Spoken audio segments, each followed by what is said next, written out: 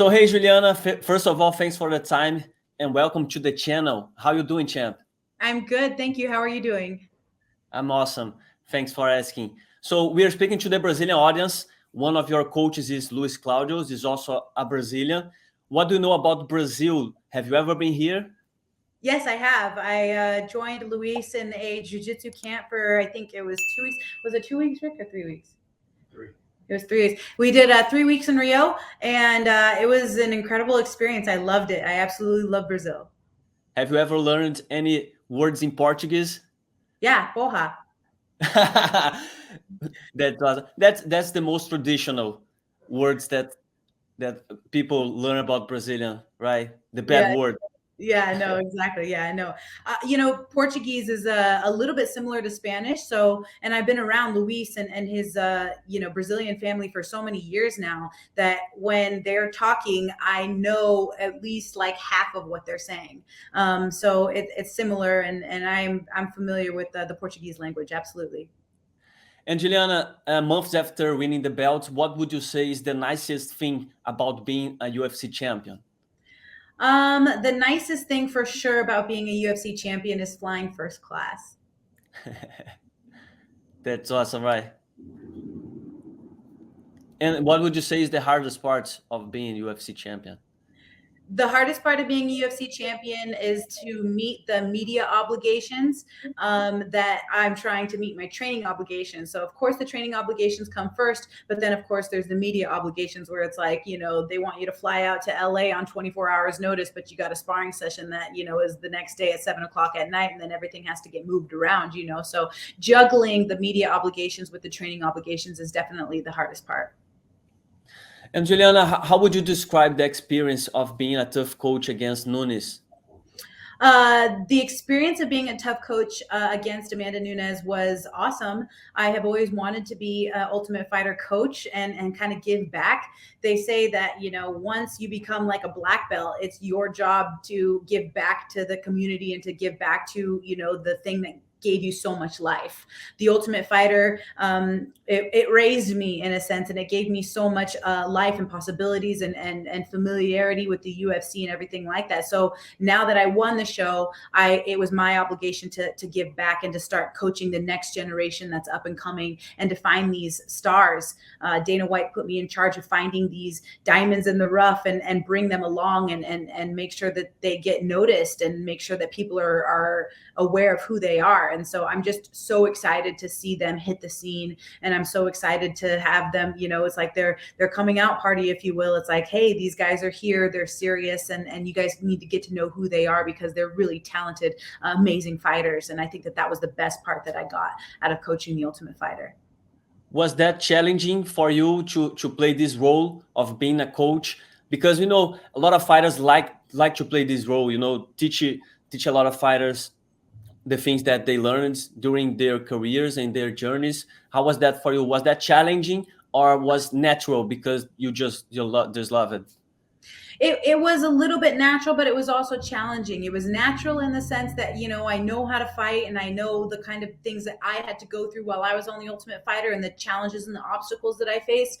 But it was also difficult in the sense that, I have heavyweight men and flyweight women, and they need to be learning two opposite things. And then, of course, I'm not a heavyweight man, and I don't know, men fight very differently than women. They're not as flexible, they're not as I would say that women are a little bit easier to coach, but that's just because I'm a girl. And so I think that the hardest part for me was trying to figure out, what am I going to teach these guys that can help them in their career in such a short amount of time. And I really equate the success to my coaching and the success to why my season was so good, because of the amazing coaching staff that I have with Rick Little and Wayne Gregory, Luis Claudio, Mike Valley. The team that I had brought behind me, I think was A+. It was definitely the A team. And they really helped me pick up the slack where I needed help.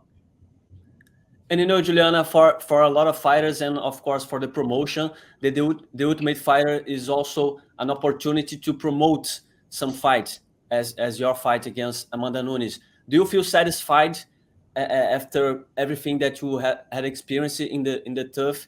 Do you feel that it was a nice opportunity to show the people how you are like being a coach, your relation with your team, your rivalry with Amanda Nunes? Do you feel satisfied thinking on this aspect, because tough is also to promote your fight against her? Yeah, you know, there was some things that I think that were supposed to get out that didn't get out.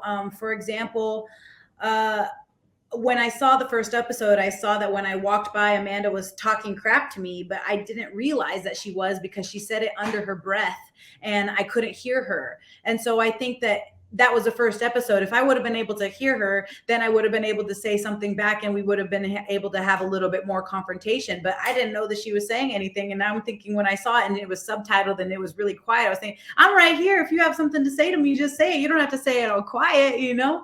And the second thing was, you know, I wish that we could have made the prank happen. I had a really great prank, and I had some really great things and some great help from some awesome people that were going to help me out. And then it got the kibosh put on it, and they denied my prank. And so I think that those things were, you know, a little bit of disappointing. It could have made the season better. But with that being said, I definitely think that I was absolutely my authentic self, and I am satisfied with the way that the show came out. And now, talking about the fight, you had a great win on the first fight. Going into UFC 277, is your focus on defending the belt, because this is the most important thing, and no matter what? Or would you like to make a statement, once again show the world you are the best of the world in this division? How is your mindset right now? My mindset is good. And I think that I'm not satisfied with the fact that I won 7 months ago. I think a lot of people are hung up on that. And while it was great, and while I don't want to take away from any of my accomplishments, I'm not satisfied. There's still so much work that needs to be done. And that starts with getting my hand raised on Saturday night and doing everything in my possible, in my everything possible to get that win. And I think that is kind of what's going to solidify things in my mind and in a lot of people's minds. With that said, what would you say is your biggest weapon against Nunes in this rematch? My biggest weapon is my mind. I have adversity is my middle name, and my mind is very strong. I have a very strong sense of will and mental fortitude that is going to carry me through this fight. And what would you say, now the other way around, what would you say may be the biggest weapon of Amanda, that thing that you should be more careful about during the fight? During the fight, do you expect any special change in her game? I think that Amanda is very powerful. She's very big and she's very strong, and that she has knockout capabilities and she has explosive power. And so she's dangerous. She's dangerous wherever the fight goes. And I just have to be ready, and I will be ready for everything that she brings. And I think that her biggest strength is the fact that she is so explosive in her movement and so dynamic in her movement. She's got a powerful right hand. She's got an amazing leg kick. And I think that she's going to be, you know, attacking with those weapons. And when she does, I will be ready to answer. And what's your opinion about Amanda's move of leaving American Top Team to train in her own facility? I absolutely side with her on her situation. You know, I would be very upset. I'm kind of like if you're on my team, you're on my team type of person. And I don't like, you know, the whole shifting of, oh, we're going to be on everybody's team. It made me sad to know that, you know, she had brought so many belts back there to American Top Team, and she had been the face of that gym for so many years, only for them to let in, you know, every Tom, Dick, and Harry and kind of, you know, disrespect her in the sense that they were just going to take on anyone and everyone in that gym. So the fact that she's in her own gym and that she doesn't have to worry about, you know, any moles, and the fact that she can kind of just train in peace and live in the gym and not have to worry about all the other outside noise, I think is great for her. And I'm glad that she was able to do something that could put her in a better state mentally. And just two more things. One, do you have any predictions for your fight against Amanda Nunes? My prediction is that I am going to give her hell or die trying. I'm going to give her everything that I have, and I'm going to literally do everything in my power to get my hand raised. I can't tell you when, I can't tell you where, but I can tell you that we are going to meet in the middle of that monster logo, and I will be ready and willing to die in there to get my hand raised at any and all costs. And you know, the biggest name out of Brazil right now is Charles Oliveira. As a UFC champion, I would like to hear from you. What's your take on what happened with him losing the belts on the scale? Do you think that was fair? No, I don't think it was fair. I'm a massive Charles Oliveira fan. I think that he's incredible. And I was actually extremely upset, very, very upset that they took his belt away for that. I didn't agree with it. I still don't agree with it. And I think that, you know, he kind of did dirty there in that situation. Absolutely. Any predictions for his fight against Makhachev? No, but I hope he wins. Okay. And last thing, you are facing Amanda Nunes, of course, which is a Brazilian, but you also have a lot of fans here in Brazil. Do you have any special message for the Brazilian fans? Yes, I love Brazil. I love my Brazilian fans. I get a lot of love from the Brazilian fans through my social media channels. And I just want to say muito obrigado.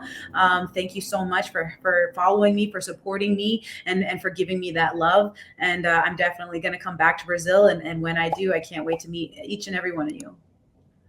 Awesome, Juliana. Thank you so much. Good luck on Saturday. Thank you. Take care.